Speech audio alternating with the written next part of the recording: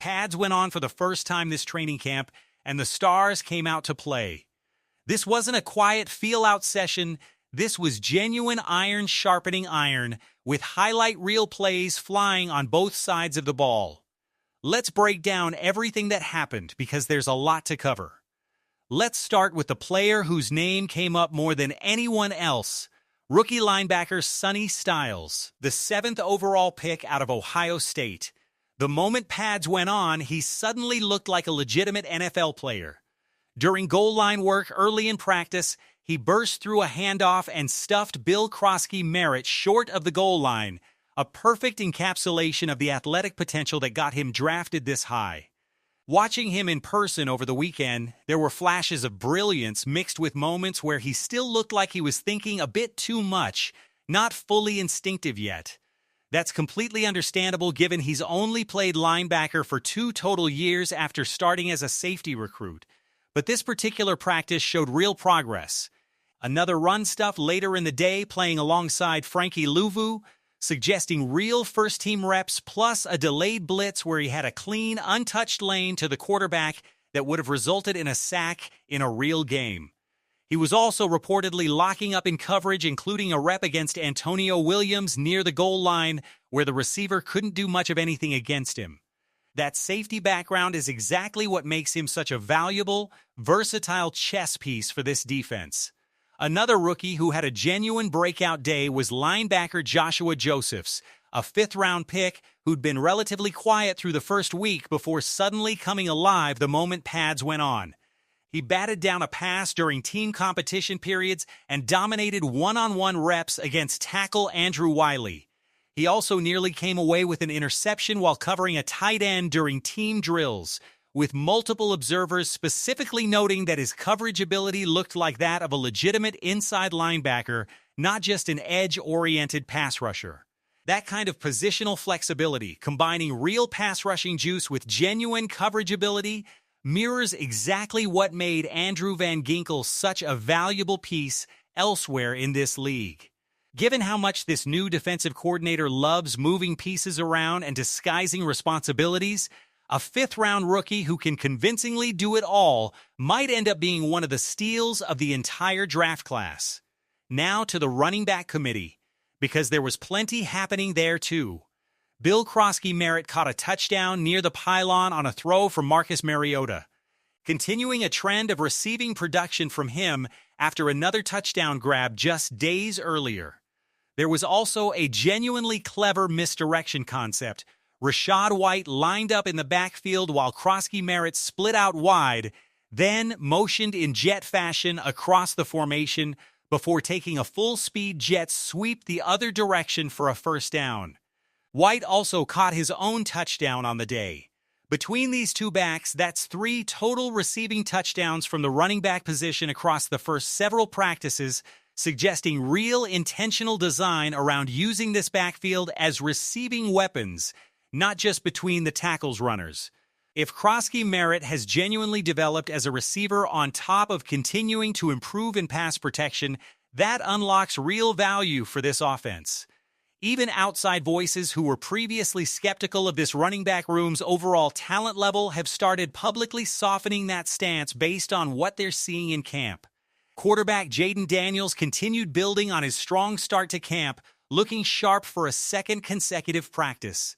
Terry McLaurin hauled in a toe-tapping touchdown grab in the back of the end zone, then later skied up to pluck another touchdown out of the air, working as the middle receiver in a trips formation.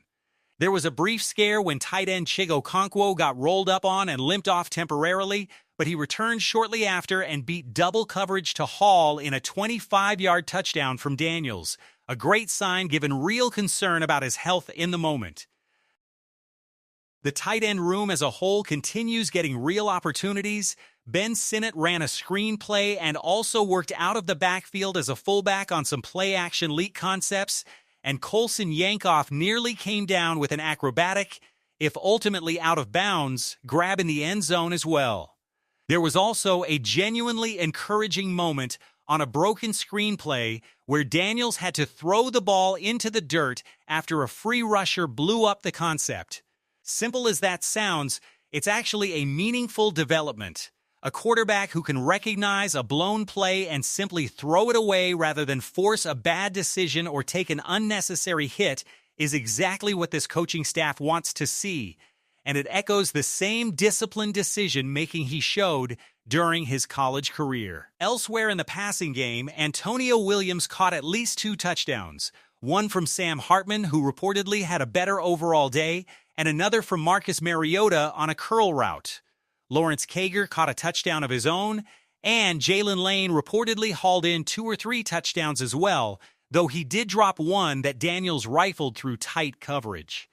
There was a clear emphasis throughout the day on working touchdown concepts to the corner of the end zone specifically, suggesting deliberate situational installation rather than random practice reps.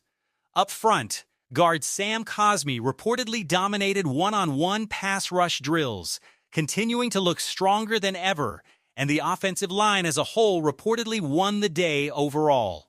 A genuinely impressive outcome given how much buzz the defensive front has generated recently.